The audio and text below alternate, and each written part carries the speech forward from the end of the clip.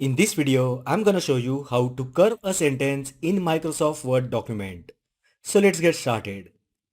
First, open Microsoft Word and open blank document. Now on the toolbar, click Insert. Now click WordArt and select the WordArt style as per your needs. Next, we are gonna replace the WordArt placeholder text with our own text. Just select the WordArt text that we just entered. Under Shape Format, click Text Effect.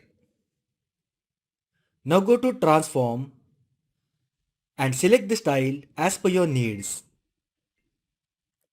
You may resize the placeholder to adjust the curve of the text and also change the font size.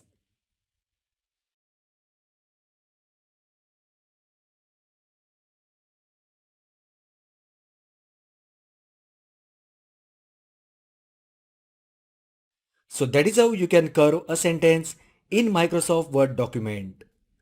If you find the video helpful, then like the video, share with your friends and subscribe to my channel. Thanks for watching and I will see you in the next video.